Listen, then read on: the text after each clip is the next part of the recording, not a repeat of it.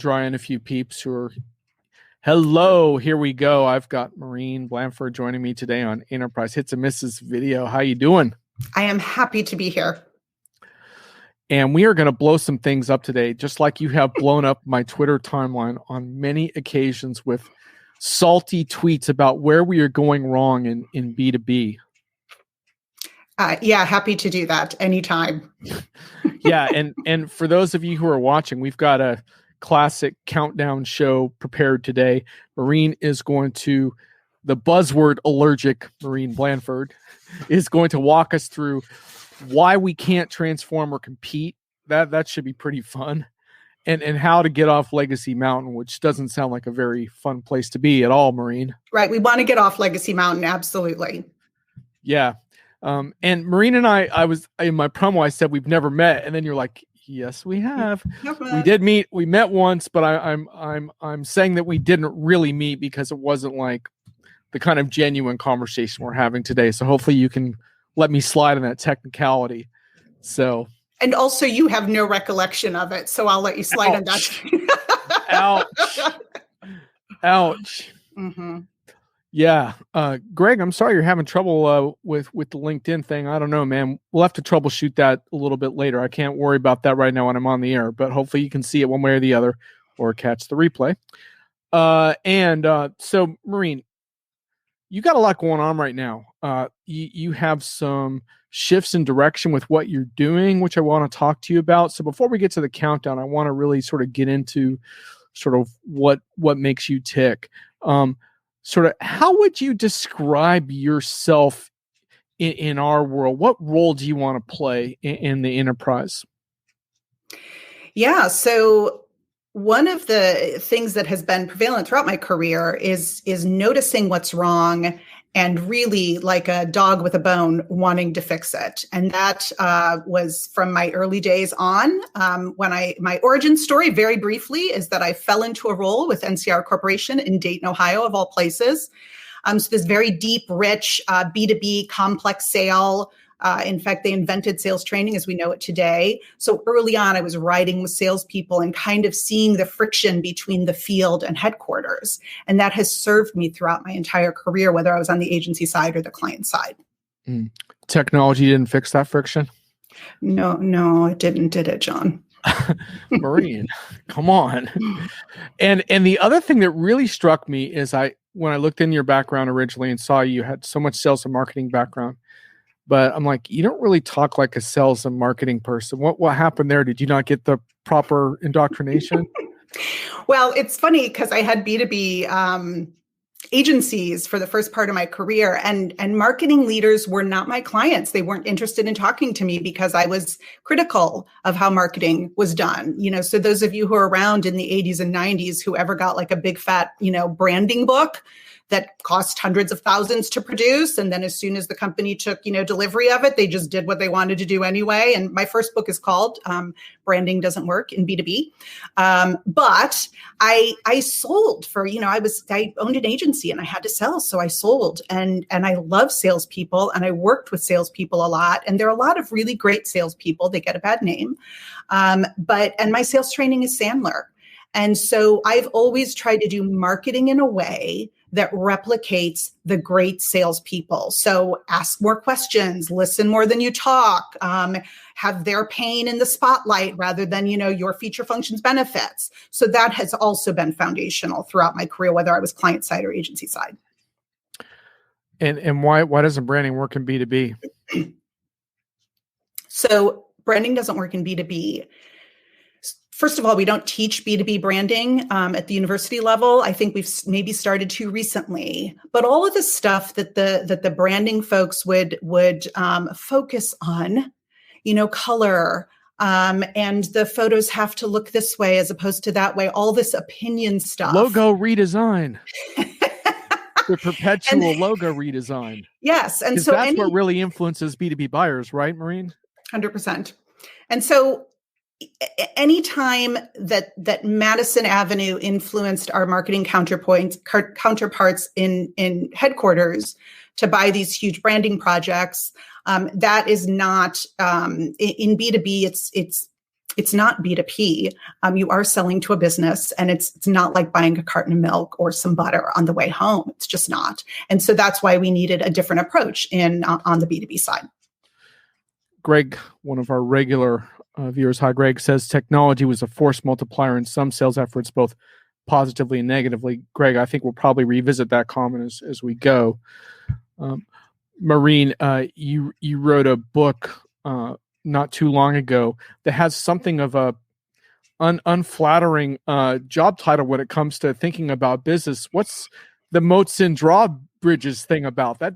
Can you tell us the title and tell us why you decided on that?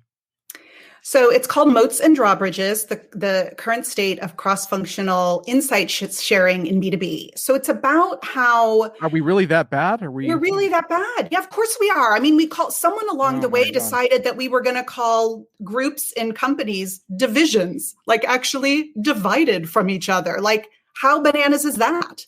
And so one of my issues in sales and marketing is, and I've been on the client side for about 8 years, I feel like we're having the exact same conversations today that we had 8 years ago. You know, sales accepted leads, what's the conversion rate, speed to lead, all this crazy stuff.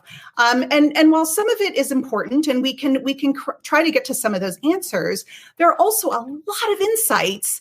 Every functional area has insights the other functional areas need, and we're not really sharing today, except for sales and marketing doing their same dance, you know, weekly or monthly or whatever it is. But product has stuff that they could be learning from what marketing is researching in SEO, or product could be influencing what marketing is prioritizing in SEO, for instance. And we're not doing enough collaborating through those functional areas. And so the book is about how to collaborate better. And I've actually piloted it a couple times with my own organizations, but then it's also about how we can start to structure some of the unstructured insights that are happening, like that sales and success would be hearing when they're talking directly to prospects and customers. And the book is free and it goes into a lot more detail, but I could talk all day about that. One thing I notice about you is that you're a lot more outspoken than what I associate with a typical sales or marketing person. Do you ever worry that that's going to like cost you business? Because I think a lot of people are kind of holding back. Yeah, you know, I one of the reasons why I launched my new venture is because while I've been on the client side, I've certainly had bosses who I've not been curtailed that I remember, but I've certainly curtailed myself, although that's hard to believe. But there are things that you can't say while you're employed by someone else. And while, you know, just for instance, while Salesforce is a lovely company and Benioff, I think, does a lot of good in the world, they're also crap and have caused a lot of issues. And that's not something you can say while you're employed by somebody else, for instance. Right. Yes, well, that kind of gives folks a flavor of Maureen Unleashed, as you're currently going by on LinkedIn. Greg, I think, has a buzzword-related question for us. He says, I thought SI provided the holistic insight integration with a value-based flavor and a key link to greater billable hours for the SI. LOL, yeah. You've met some SIs. Yeah, Greg has managed a lot of large-scale projects, so he's sort of buzzword allergic as well at this point. So you guys don't need immunization from buzzwords. You already have it. You sent me a tweet a while ago that I included in an article about B2B buyer trust. Yes. And your tweet was, "Hi, TechCo's buyer here. Guess what's more important to me than price? Integration. Duh. 2, you're humans after the sale." And then you went on to say, "If you can prove to me that your success team is better than your competitors, that will win me over versus any other buying criteria." I thought that was really interesting. Like this notion that customer success and my confidence in your ability to provide that for me, that's a relationship based and a metrics based thing. It's got friggin' nothing to do with logos and branding. And anyway, I just thought that was very interesting. Well, and since I talk about productivity debt a lot, as a marketing leader over the years, I have noticed just in the marketing stack and a little bit of the sales stack alone, the productivity suck that happens time and time again, and the workarounds that we're forced to do. And I know that this has to be true in other functional areas as well, because I've talked to them. So HR has these issues and sales has these issues. But the productivity suck that happens when stuff doesn't integrate, and you buy tech and the vendors have made promises. And then after you've bought it and you're implementing and there are problems, most of the vendors don't have any humans that are left for you to talk to help you solve for that. So as a marketing team, I speak at a lot of marketing conferences where it's like, you have to hear all the time from the market, like, why don't marketers get data? If they just understood data, it's like marketers get data, but so many times during the day, they're cobbling shite together and putting it in Excel, or this one doesn't talk to that one. It's workaround management in tech because of these integration issues. And so that's why I would prioritize as a marketing leader making a tech solution purchase where I knew I was going to get humans in the loop after the sale versus one that was prettier, had a few more cool features. It's really costly. You got a new fan, spectacular subtlety in this Maureen person, much admiration.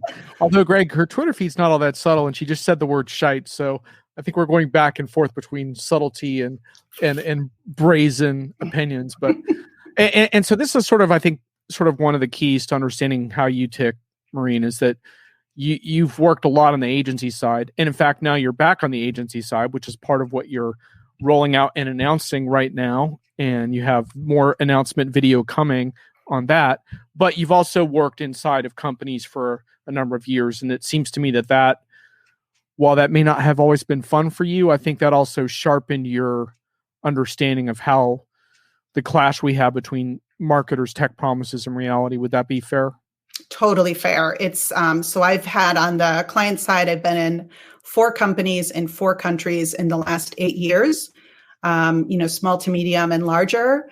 And yes, so as a purchaser, a buyer, an internal influencer of software purchases, I've certainly felt that pain.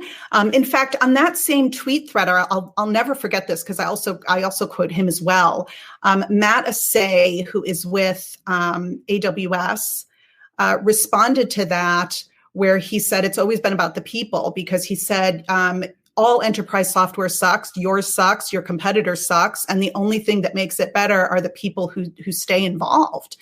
And so I think there are a lot of us really in pain out there. And I keep wishing, I blame it on the tech founder ecosystem because they just bloviate so much and suck up all the oxygen because they have a few cool features.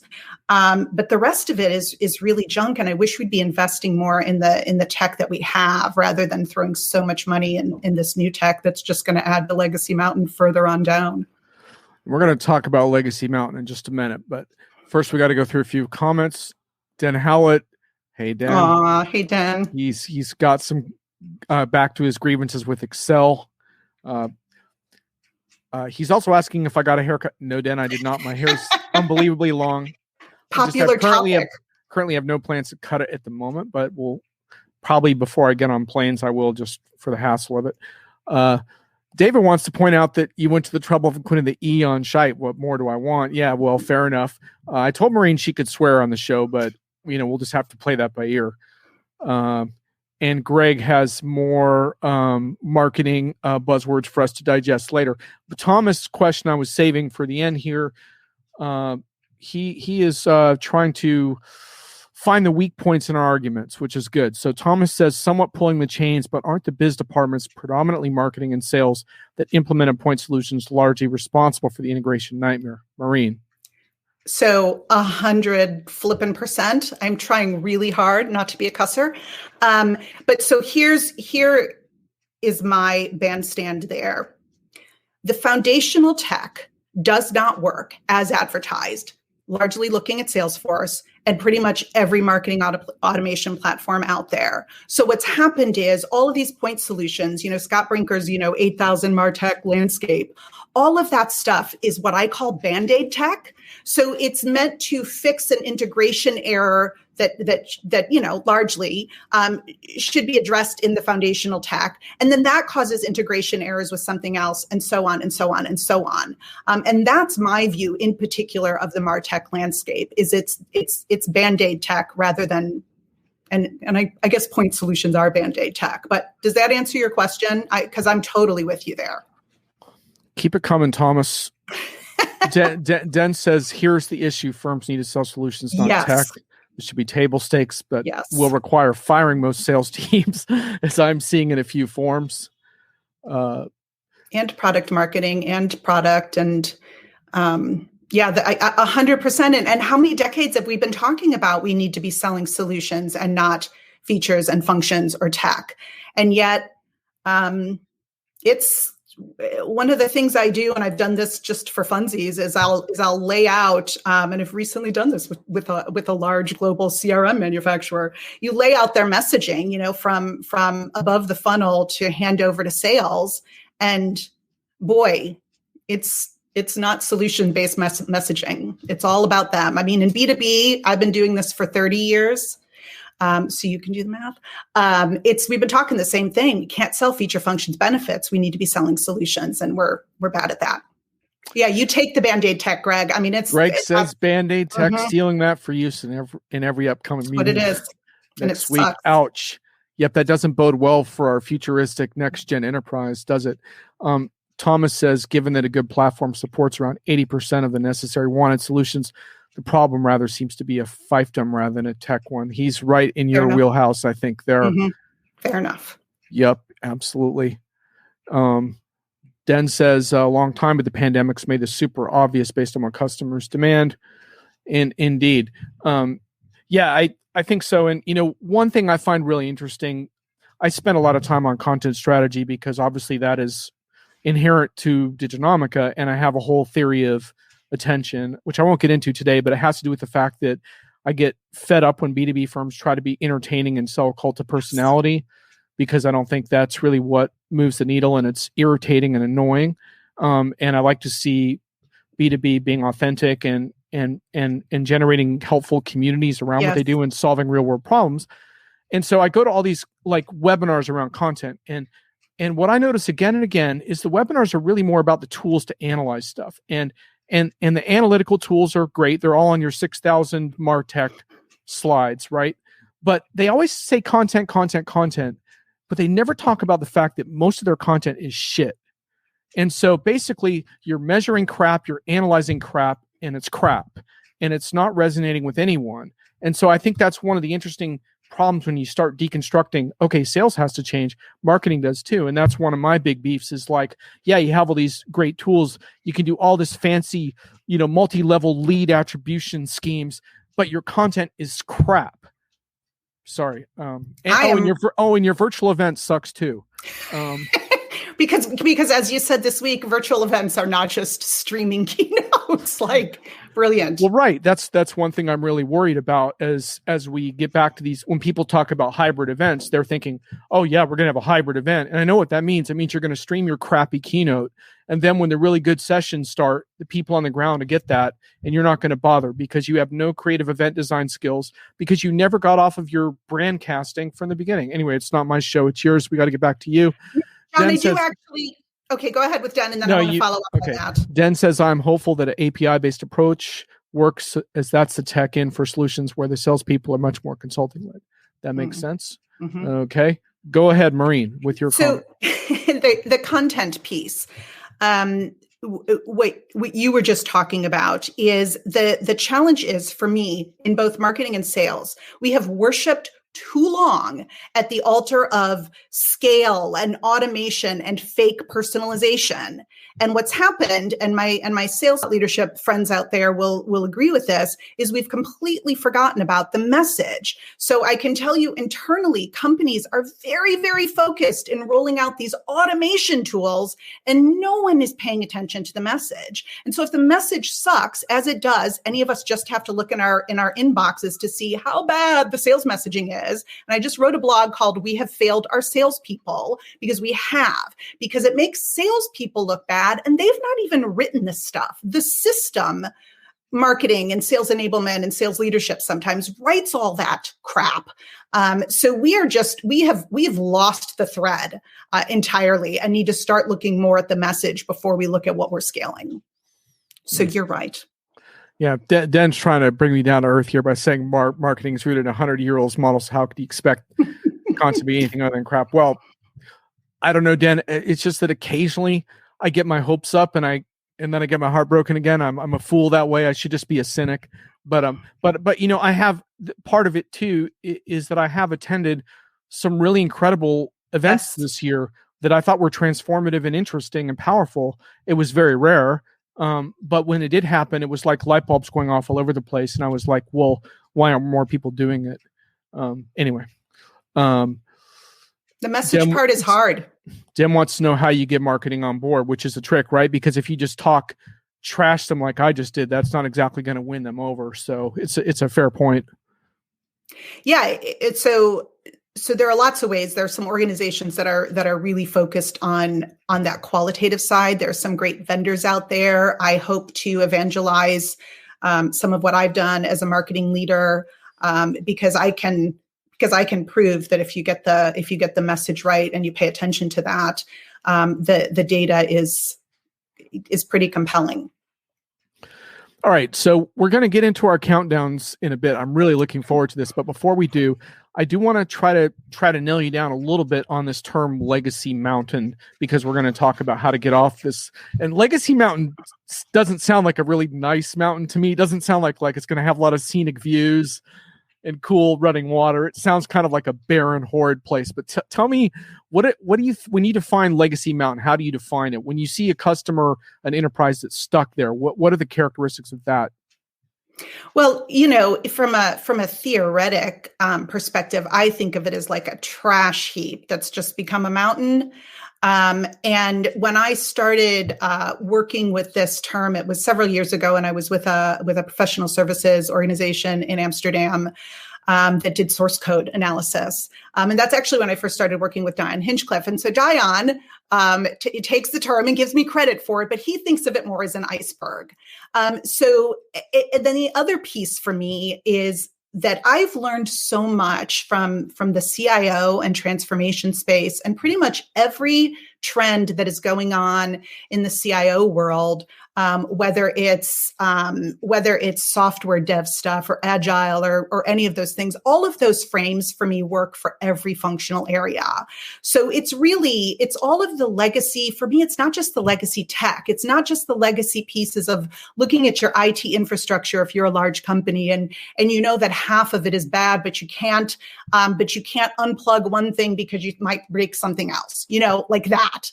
But for me, it's legacy structures and legacy processes and legacy mindsets. So expanding just from what the CIO is troubled by and looking at the organization and expanding out what legacy is. And if you think about, was it Forrester 4 or 5 years ago said 87% of a CIO's budget was just tied up in keeping the lights on. So what did that other 13% go to? So I think of that 87% as legacy mountain. I don't know how far we've advanced from when Forrester came out with that research. You probably know, but even if it's like 75% is just keeping the lights on, that's still pretty pathetic, isn't it? Not sure that answered your question. No, I think that's good. And I think it's interesting because the technology gets more and more modern and easier to use and better, but it has a way of exposing all the other things that aren't working as well, right?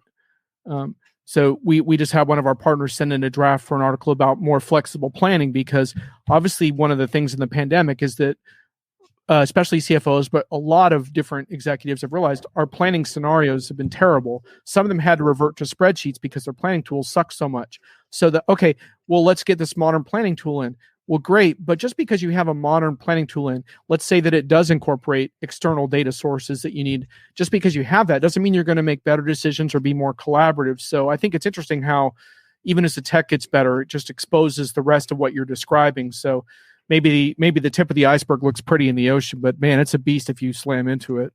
Absolutely. And it's stunning to me how much, Excel has its purposes and Excel's a fine tool and whatever. But if there is an enterprise-wide tool today, not naming any names because there's plenty of them to look at, if you've got an enterprise tool today that a company has invested millions and millions in, and you're pulling data out to manipulate it in Excel, and then you're shoving it back in the tool, like, what is up with that?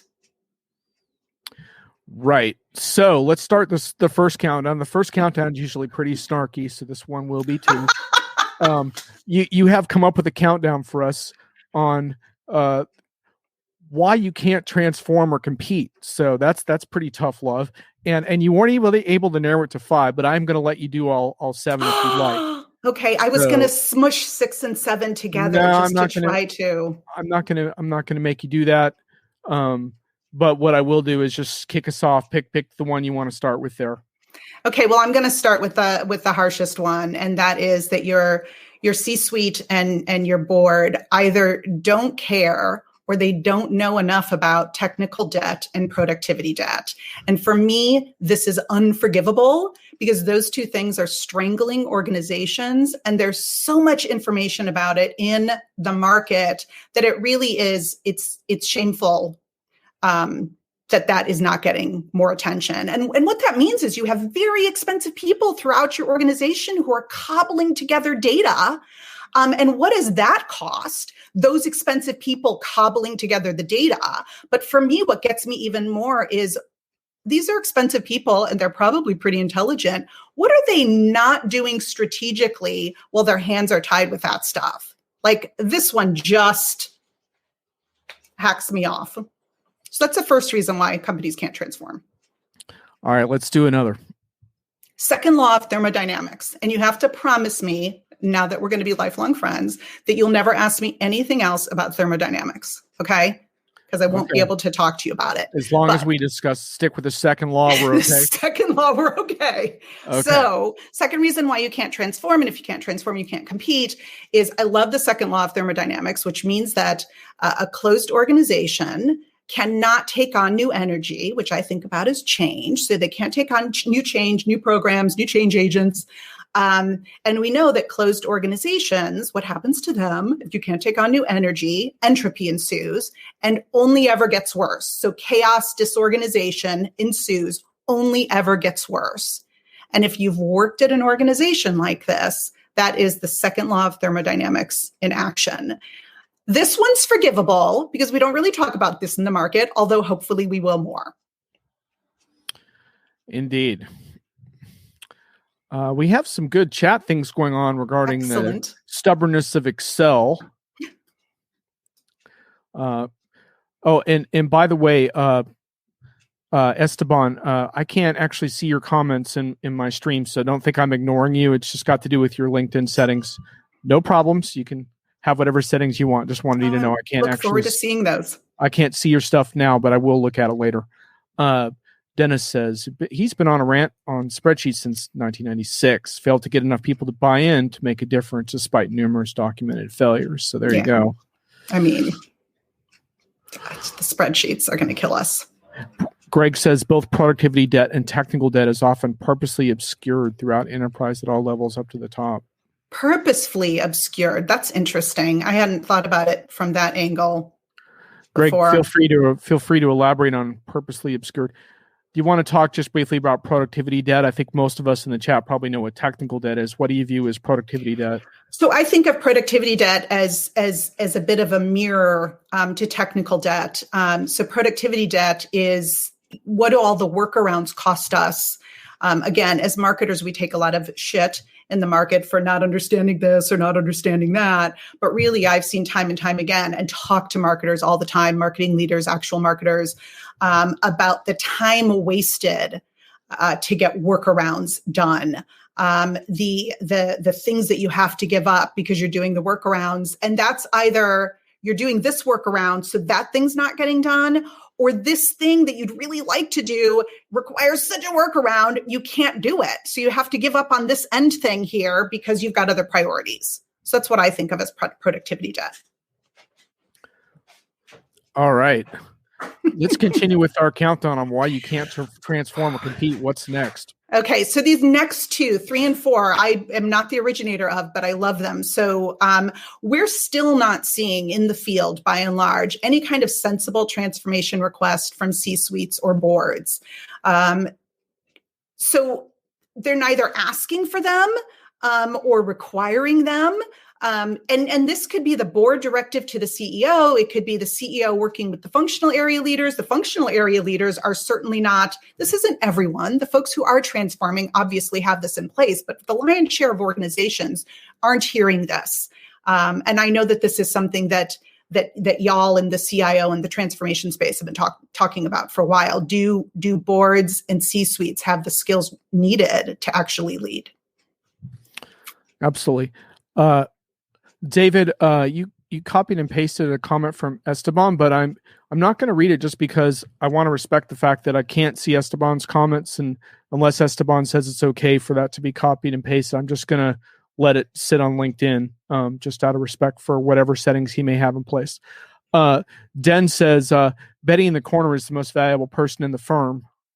Ooh, I guess I lost Maureen for a sec. She'll probably be back, though. All right, well, as we wait for Maureen to log back on, I will shoot the crap with the chatters here. Yeah, Betty in the corner is an interesting one. I saw. Oh, here's Maureen again. Oh, she's back. No idea. Welcome back. Thank you. Who knows what happened? Glad to have you back, though. You didn't miss anything. Betty in the corner. Betty in the corner is the most valuable person in the firm. Yeah, I think, Den's talking about the fact that a lot of the people with the most institutional knowledge often really aren't high in the hierarchy. And it's interesting how so few tools have really been designed to serve those types of people. I ran into one BI vendor about 2 years ago, and I'm not going to say which one because I don't want this to be a vendor plug, but it was an easy enough tool to use that the so-called secretary in the firm, who actually understood the business better than anyone else, had designed all these amazing dashboards and all this stuff because you didn't have to use IT, right? But too often, I think in Legacy Mountain, you still have to use IT, or you have to have your line of business give you permission to do stuff. You can't just go do it, right? And so the Bettys, their institutional knowledge is never captured, but that's a whole other. Oh, and they're saying that you got kicked out because of your tech debt. Ouch. Hilarious. Okay. I love that. Okay, so we have permission from Esteban to use his comment. So if anyone sees a comment by Esteban that you think I should be aware of right now, just copy and paste it. Thank you. And on we go. You have another one for us. What's next? Yes. So functional area leaders. So number 4, why you can't transform, you can't compete. Functional area leaders are not being proactive in their own transformation plans. And I can attest as a functional area leader that it is hard to do when you don't have a directive from the C-suite because, the jobs are crazy. It hasn't been prioritized as a key initiative. Functional area leaders are also drowning in legacy, and functional area leaders are also part and parcel of what's going on with the second law of thermodynamics. Like, it is hard to lead change as an individual. That's one of the reasons why that's got to come from the top. So 4th reason is functional area leaders are not proactive. Can they be proactive? I'm not sure. But it's tough to lead change. Yeah, right. I mean, it's interesting how playing office politics gets you really far, but risking change risks blowback, and blowback's really unpleasant. It's really unpleasant. And if you're, there's been a lot of good stuff written about change agents, and it's, you gotta have thick skin, and you've got to cheerlead, and you're not going to be everyone's cup of tea, and friction is hard for people. And I think friction is good. I think it sharpens everyone's saw. Collaborating with colleagues, even with a little bit of friction, makes everyone better. Not everyone feels that way. Got it. All right. We are counting down why you can't transform or compete with Maureen Blandford. Okay. What's next on your hot list here? We're at 5, and then I'll smush 6 and 7 together. Again, 5 is not, y'all have been talking about this for a while, but CIOs aren't resourced appropriately. So this has been something I think we've been talking about for at least 5 years. They've been in the spotlight as we've been focusing on them in transformation, which I'm not sure they ever picked for us to be focusing on them, but still, whether they should be leading it or not, as organizations, we need to be resourcing our digital infrastructure appropriately. So we need to be working together to make sure that functional area is resourced appropriately. And it's still not, and you all could speak to that better than I could, but agree, disagree? All right. The CIO has been in the transformation spotlight for 5 years, yet little to show. Ouch. That hurts. Well, I would say as organizations, we have little to show. I don't know that that's the CIO's fault. I mean, we've been making bad decision after bad decision enterprise-wide. And CIOs often report into the CIO. Ouch. Wow. We're going to have to dig ourselves out. And I promise you folks that we are going to do it, because this show is not just a water cooler gripe session. We are going to press Maureen for answers, but part of my view for the show and the enterprise in general is not only to have a little fun at the enterprise's expense, but to lay out the problem in a more unsparing way than we usually do. So we're going to keep going with that for a little while longer. You said you want to smush the last two together? I'll smush the last two together. Okay. So HR and F&A are nowhere near ready for the future of work. As much as the market is talking about the future of work, these are very antiquated organizations who also haven't been resourced appropriately. And the smush piece that I'm going to do is I'm going to say recruitment across the board globally is a nightmare. We do not have systems in place to recruit for the future of work. We have systems in place to recruit for roles that were alive 10 years ago. And those are my top 5, 6, 7 reasons why you're not transforming. And if not, yeah, you can't compete. All right. And pretty soon we're going to do your countdown for how to get out of this mess. And boy, I'm going to be eager to hear that, because that may be actually harder than delineating. It's hard, man. The problem. It's hard. I mean, you guys wrote a great piece a couple years ago, Den and Stu. I can't remember who wrote what, but about Sage and about BT and their failed transformation efforts. And those were, I mean, they were spot on. And we're still struggling with those same issues today. Yeah, absolutely. And hey, David, thanks for the copy paste on Esteban. It looks like I'm now seeing Esteban's comments anonymously as LinkedIn user. So we have a few that are anonymous, so I may confuse people occasionally, but thank you for that. And let's see. Greg says he was just getting ready to ask if you saw a difference between back-end players like HR Finance, then you mentioned it. So pretty much, well, I think and isn't that really one theme, is that no one wants to be a back office player anymore? I mean, in theory, you want to have a seat at the transformation table, not at the let's automate the heck out of what you're doing table. Yes. And those two have so much. HR and finance have so much value to offer. They've got to have agency. They've got to have room to, while doing all the protection stuff, they've got to have room to fail a little bit as well. I'm not the person who can set that structure, and I'm not an expert there. But I know they're important in the conversation. But someone's got to be looking at that, and I think that probably should be the CEO. I like Esteban's comment here. It's like putting your mechanic in charge of driving your kids to school because he knows about cars. Just because tech is part of the transformation doesn't mean IT has to lead 100%. Yes, I have no idea. I mean, yes, the CEO should be leading it and should be getting input from everybody, well thought out input, and merging it. And, yes, 100% agree. Den is continuing on with this theme around the institutional knowledge among senior people is being lost at a terrifying rate. Den, I'm curious if, as we move into the solutions section of this discussion, if you have any ideas for what you think should be done about that. And I'm not talking about some kind of tech knowledge capture tool either, though. Who knows? Maybe there's something there, but I don't think that's what you're getting at. Funny feeling. So, I want to shift gears a little bit. Maureen here. Now, before we get into your rebuild, just want to talk a little bit about your sort of decision, because you've gone through a pretty big transition here. You worked for a bunch of client side situations. You dealt with vendors, you dealt with PR, you dealt with all the people from the outside. Now you're kind of emerging again as an agency. What do you want to accomplish? Right. So one of the reasons I went to the client side was because I'd spent 20 years as agency. I had 2 different B2B agencies. And I wanted to kind of harness all of my energy kind of enterprise-wide, no matter the size of the company, in one company. And now it's kind of the opposite. Why I want to go back out onto the agency side is because I want to do more good for as many companies really as I possibly can. And I mean that sincerely. I love this work.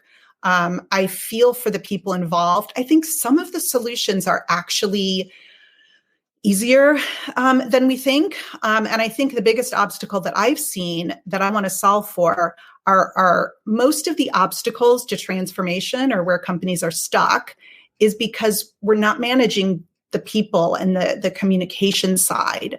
I don't want to solve for, I mean, I'm sure I will at some point, but we've got plenty of great end state solutions and frameworks for where companies should be. But the problem is they can't get there because of all of this muck that they're mired in. And I want to help with the muck. Yeah, I think one really interesting thing about that is one of the most compelling, I'm not a buzzword guy. In fact, I have this thing, if I use buzzwords too much, I have to go, that is bullshit. But the one thing I buy into a little bit is this notion of continuous, right? So put continuous in front of something and it resonates with me a little bit, like, and not to say do it all the time, but instead of doing a performance review once a year, shouldn't that feedback loop be more continuous? Instead of closing the books or whatever once per, however, it's more continuous. The point being, like, there's all kinds of reasons why you want to plan more continuously. You know, it all makes sense, right? And the tech isn't quite there for a lot of that stuff, but it's getting better. But then the problem becomes when you talk about that stuff and you talk about it with customers who are buried in their real world problems now more than ever, their eyes really glaze over, right? It's too far beyond their reach. Vendors find it liberating and exciting. And, oh, we're going to make it even faster by slathering some AI on top of it to make it all intelligent for you so you don't have to move a muscle. But of course, companies really want to understand the how, right? They want to understand, what is my next step?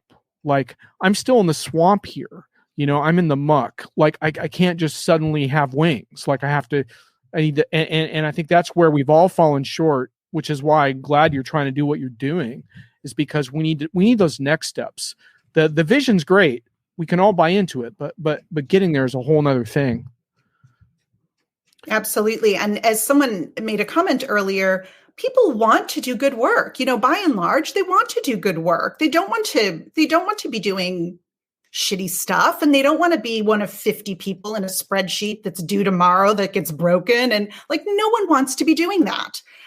You know, most people that have good intent at heart. And this is where, for me, that's why the number one reason why you can't transform is because the C-suite either doesn't care or they're not aware of how this is strangling their organizations. They're the one who are making everybody work with this bad tech, not address it, and then have to be in spreadsheets. And I'm using that as kind of just a frame for the kind of work that's going on in larger organizations. Meg Bear says regular feedback. It's not just a process, it's a cultural opportunity. Yeah. Yes. So. And Den says he wants to share his knowledge with the next generation. So he talks to schools. It's cool because when Den talks about his quote unquote retirement, and people say, what is Den going to do? I'm always like, I'm not sure, but I hope he becomes a renegade professor, because I love the idea of kids coming into class and getting their minds blown by whatever he has to say. Yes. I just think that'd be fantastic. Amen. That's a little bit of a side topic. Lean practices and knowledge work are a potential path to a continuous flow of information. Yeah, absolutely, Greg. And and it's interesting too. There's a whole different kind of discussion to have around the future of education. I just wrote a piece on Diginomica. If you want to consider it a shameless plug, sorry. It's about Colby College and how they're integrating AI into their liberal arts curriculum. But a lot of it is about this notion of how education needs to change. And I think we could have a whole important show on that topic. Maybe I'll do that soon. And looks like, Esteban, I can see your name now. Respectfully, Maureen, some people do just want to check and no evolution. Most companies have 30 to 40% of these. Well, and Maureen, the thing about I'll take that. The thing about that is that what you and I were talking about before we came on is how, with your kind of strong convictions and message, there are going to be some companies that don't want to work with you as a result of that, right? Because if that 30 or 40% is more like 70 or 80 or 90, they're walking away. But hopefully you can find those that have an appetite. Like, that's the beauty of a strong message, right? is that it resonates with the people that you want it to, the real change agents, so to speak. It does. So, and being open to smart people checking you like Esteban just did. And I already love Esteban because I know Nicole France is such a fan. But it's good to, it's fun to pontificate. And it's also great when people are like, hey, there's some data, Maureen, that says otherwise, which is like, good point. Yes. All right. Now let's go into your inspiring countdown on how to get off Legacy Mountain, because I don't think we want to live here anymore. So yeah. Walk us through this. Okay. So hopefully inspiring. So one of the examples I'll share in the different transformations. Wait, before you go, I just want to, can I read the thing you sent to me about the morons? Did I send you something where I said morons? Yeah. Can I read that? Or will that get us into trouble? I don't remember saying it, but go ahead. Okay. This is the drum roll to Maureen's inspiring countdown. Just to be nice to the universe, I will be sharing how they can get the feck off Legacy Mountain if they want to stop being morons and actually respect the fiduciary responsibility they have to their own companies. Wow. I thought that was a perfect intro. Okay. So, all right. So here we go. Wow. See, I was like, I didn't remember saying all of that. So anyway, so the first thing is recognizing and destructuring the obstacles. Again, like technical debt, and building a healthy tech infrastructure, we always have to be aware of what we're doing that's just going to add more legacy. So I love almost every tech frame that comes out. So it's recognize the obstacles and have a plan to destructure those. And I don't just mean in the non-tech world of like do we replatform, do we rip and replace, but some of those are helpful. And I think if we don't look at those moving in, and that's a communications thing with people, then we're just going to keep adding more productivity debt legacy on top of it. So recognize the obstacles, destructure them. Identify the right socio-technical structure to achieve your modernized strategic objectives. So I'm a huge fan of the socio and technical. Again, it's a dev, it's big in the dev space. But if we're not doing the people and the tech, this is where I think we fail, is because I'll say it this way. We have really smart tech people internal at organizations. We do. And maybe there's some percentage that isn't, but we have really, really smart people. But they're smart about the tech and the architecture and the mapping and the migrations. What they're not smart about, because they don't have the experience. Because if you're an internal at a company, how many times have you done transformation? Like, you're just not going to have that much experience. But like Adam that you had on your show a couple weeks ago, John was talking about this. What we need is people to help communicate out to the masses what's going to be happening, what it's going to happen in a way that the people care about, not just the time frame for the roadmap, but how is this going to impact you? And here's where we go wrong. So I'm going to give you a cuckoo bananas example, but it's the best one I can say for the things I've seen. So here's what happens when you're dealing with internal folks. So the internal folks could have great plan in place that all of you would look at and be like, yep, that's the right plan, looks good. I might do that differently. I might do that, but sound plan. And then you have an exec. So the CEO or an MD or an EVP or somebody like that goes like, yeah, this is great, but what about the cotton candy on puppies? We absolutely need cotton candy on puppies because we need to understand how the partner channel is performing. And we've always done it with cotton candy on puppies. And so we need that. And your internal folks are going to push back once on that. And then the exec is going to have a fit. And then the internal folks will go like, okay, we'll do the cotton candy on the puppies times 500 times.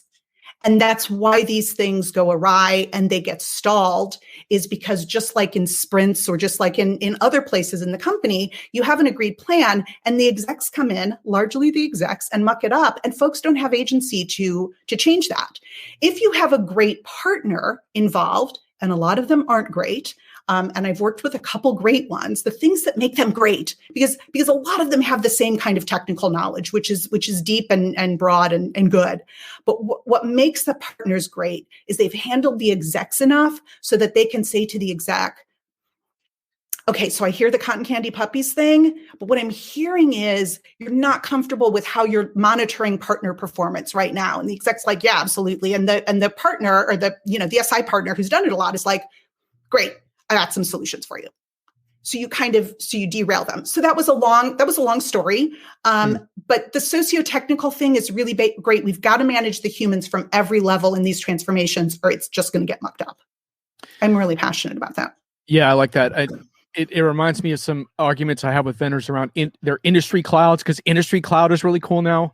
And I keep pressing them to say, well, who are your experts on the ground that really understand that industry, that can go into those clients and talk with them in a human way about what other people in their industry are doing better than them and why. It's not just some frigging cloud you can roll out that suddenly you're overperforming in your industry. We have a couple of relevant comments. David wants to know about a primer for socio-tech. Do you have a recommendation for someone who wants to get into that further?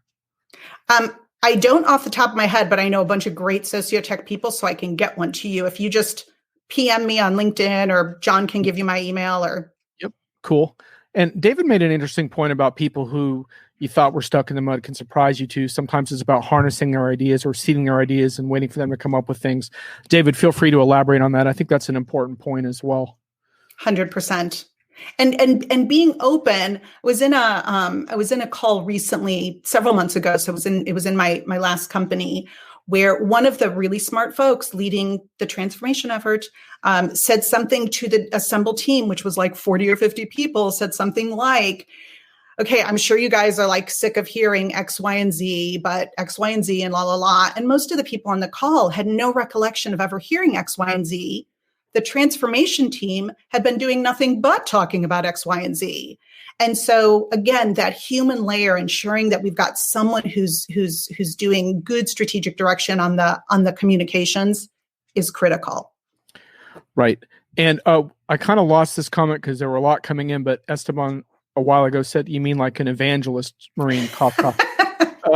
But I guess it's probably a good time for you to comment on the role of an internal evangelist per se, and whether you think that can be effective. I think it can be hugely effective if that person is aligned to the C-suite. I think if the C-suite isn't switched on about this, I think the transformation project is going to fail whoever's involved. But it would be something where, if we've got the hearts and minds of the C-suite, I think absolutely yes. And that's obviously a lot of what I've done internally, is helping people feel like they can do it. And even addressing things like, you know what, you guys, in this process, we're going to lose some data, and that's okay. Or we're going to leave all the data on the on-prem thing, or over here on this and you can always access it. And then in 2 months, nobody wants to access it. But that's a way of, like, a human way of managing like the real fears that people have in these processes. I thought we were going to put it all in a cloud data lake. Sorry. I meant to say cloud data lake. Den, good to see you. Thanks, Hope Den. your dinner goes well. Thanks for coming by. I assume that's where you're headed next, later. David wants to elaborate. What he meant was, some people who act as if they never accept change are a lot whole amenable if it's change they thought of. So it can be about nurturing those. You know, it's interesting, David, because you brought me into another one of my topics.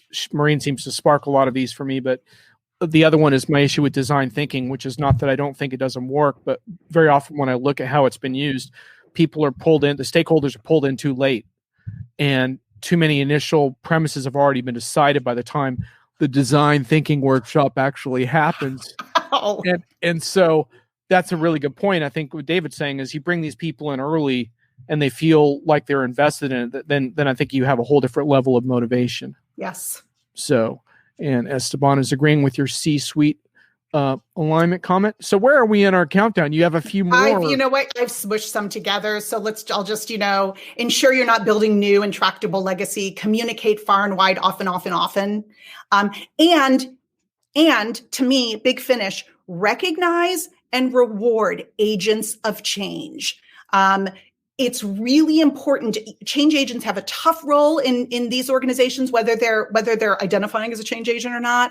But John Hagel writes about the power of pull, and small teams can do a lot here. So I think recognizing the people who are pushing change forward is really important, but communications overall. Absolutely. Well, I don't think we got off Legacy Mountain today, but I think at least we have some ideas of how these different pieces fit together, which is a big part of the puzzle. It's going to be interesting to see how you fare. I'll be fascinated to hear the clients that you pick up and what kind of projects you get involved with. I wish you luck in your attempt to try to win some more people over. Oh, I do want to ask you about, you talked before we went on about the role of cognitive bias. Can you tell us a little more about this issue? It's interesting because I'm hoping to do a lot of, as you might imagine, content about these issues. But one of my former colleagues from Amsterdam just triggered me on this, and she's also really big in doing talks on socio-technical in the software dev world. But she had actually been interviewed for some training she'd been through, and they said, "Why'd you come?" And she was like, "Well, because I'm aware that I have my own cognitive bias, and I want to make sure that I'm always aware of that and learning new things." And for me, I think that's something, as people maybe go higher up in organizations, I think they're less aware of the cognitive bias and how that impacts their ability to make a decision. So that is something I'm just starting to cook on more and see if there's something we can be helpful. If we talk about cognitive bias more, it might take kind of the ouch out of people thinking like, is there something I'm missing? Or acknowledging that. Yeah, it seems like there's a lot of defensiveness around the topic, right?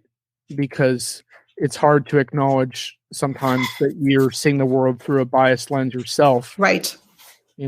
It's pretty easy to point fingers at AI tools for inherent biases in the algorithms, which of course I think is important also, but pointing fingers at ourselves is probably even harder.